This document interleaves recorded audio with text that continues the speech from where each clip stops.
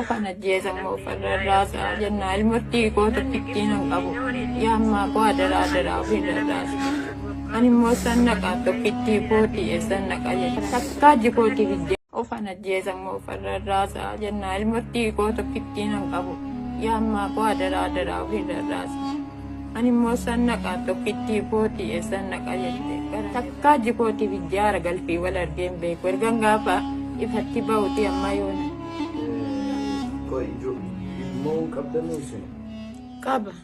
Ijoollee afuriin qabbale alhamdulillah.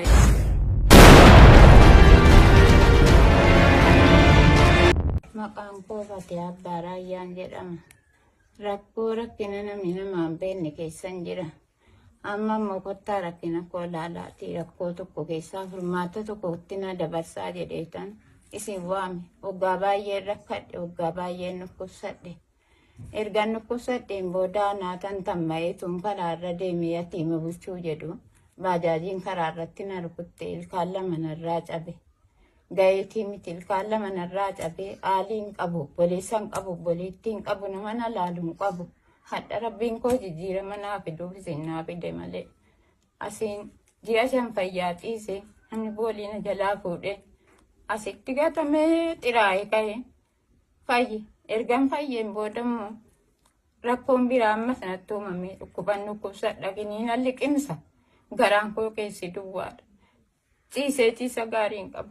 Taa'ee gabbayee ol galee mana kottaa rangalfadhu. Mana jiru keessaa gaddana baasee fide. Kana keessa kiraadiyaa tokko naa kappalee na kaa'e. Erganii na kaa'een booda lammaffaan natti dhufa. Ufana jeesan moo farrarraasa jenna ilmootti koo tokkittiin hin qabu. Yaammaa koo adaraa ofirrarraasa.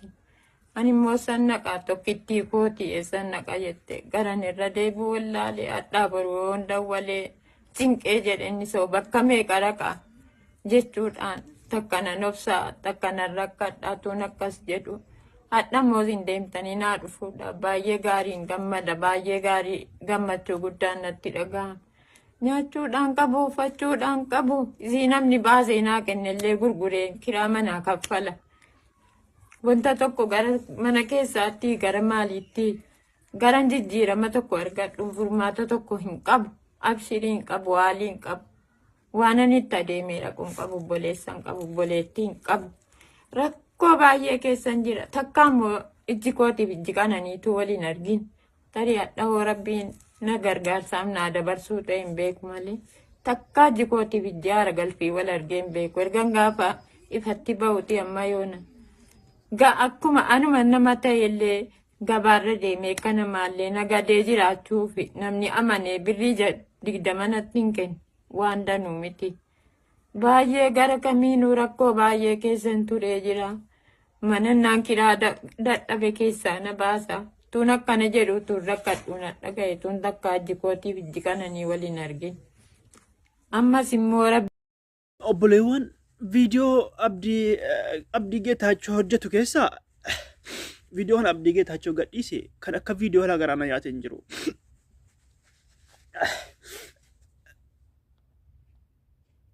Otoo ummaan keenya akkas taate hoo viidiyoo walumaan xumurra.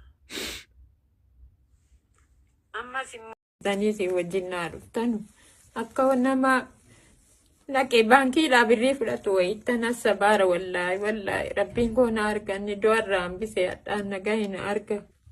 Nani kaleessa sa'aatii 4tti naa dawwalee edatuun nyaatiin hin bule wallaahi gammachuun guddaan natti dhaga'ama. Alhamdulillahi rabbil alamin.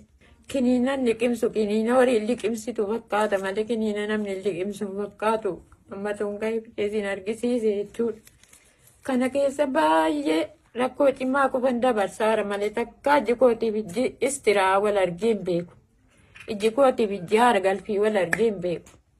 Ammadhaa jechuudha. Takkaa nyaadhee haaran galfadhu dhugee haaran galfadhu uffadhee haaran galfadhu. Namni takka natti kolfaa takka naaf boo'a. Ilmoo qabdanuu isin? Qaba. Ijoollee afuriin qabbale alhamdulillahi rabbil alamin. Isin jalaa du'anii? Yoom isin jalaa? Tokko immoo mataan badaa miti jira. Yoo dhufe haala naa rukutuu barbaada. innaa dhufee jedhee akkuma jiruun ollatti galaa na rukutuu barbaada arrabni kooti barrabni isaa nagaan deebisu. Duraan kan keessa fayyaa ture miti? Fayyaa bareedduu ilkaan koo qaarruu. Of ajjeesuutti nafsiin nama rartee jennaan.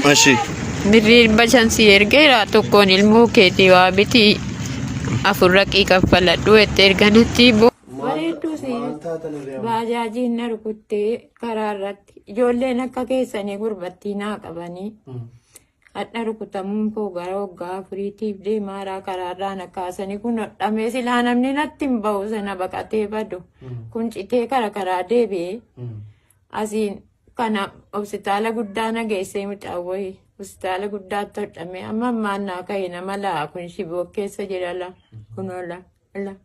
Shiboon kun inni ka'e na dhikkifate imma laas keessaan. Kabajamtootaaf jaalatamtoota obboloota koo bakka jirtanitti nagaan koo kabajaaf jaalaa isin akka qabu ana abdiidha. Ayyoon keenya kun yaadattu duraanis yeroo Raamadaana hiikaa zakaatul fitrii kennaa turre irratti argadheen ture yeroo sanas bo'anii rakkoo isaanii mataa turanii ammas humnaa olitti ta'e jennaan. Bilbilanii na iyyafatanii naan dhufee viidiyoo kana waraabessin biraan gaara namni rabbi isinii laaffise waan dandeessan akka bira dhaabattan waamicha namummaa isinii dabarsuun barbaada ulfaadhaa galatoomaa viidiyoo kana immoo namni gargaaruun illee isinii hin mijanne viidiyoo kana sheer gochuun nama biraa akka qaqqabu akka gootan abdii guddaan isinirraa qabaa ulfaadhaa galatoomaa assalaamu alaikum warahmatullahi wabarakatuh. Nagadee jiraachuuf namni amanee birrii 20 natti hin kennu waan danuu miti. Baay'ee gara kamiinuu rakkoo baay'ee keessan turee jira. Manannaan kiraa dadhabe keessaa na baasa. Tun akkana jedhu tun rakkadhu na dhagaye tun takka ajji kootiif ijji kananii waliin argin. Ammas immoo rabbiin erga sinnaa fide aaran galfadha jechuutti nana. Boo'icha bira darbeetii onneen nama hiikkata. Nagarree kan akka qaalitti kan agaraana nyaate ani tiktookii irratti viidiyoo irratti hojjedhu irra darbaan ture walaakin akka malee garaana nyaate. Wanni si yaaduu qabdanu osoo ummaan keenya akkas taate haadha keenya garuu haadha keenya kun nuti amma akkamitti jirra har'aa.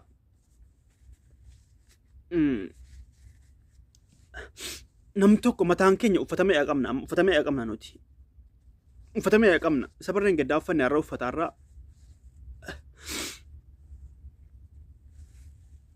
طيب obboleewwan kiyya akkaawuntii isaa akkuma agartanii kaatanu jirtanu kana viidiyoo kana yoo xiqqaate nama hedduutu ilaala. Namni hedduun kun birrii 500 hin buusina.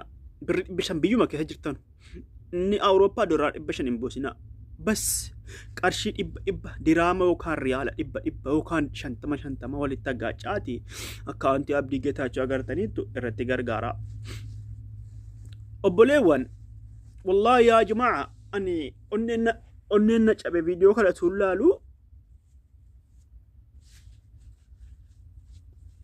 kana afu karaan danda'anis isinaditti beeskise yaa warri viidiyoo kana agartanii namni kamiyyuu waliif sheer godhaati waan qabdanuun bira dhaabbadha har'a qofaa miti karaa dandeenyuun haga dandeenyutti waan dandeenyu hojjenne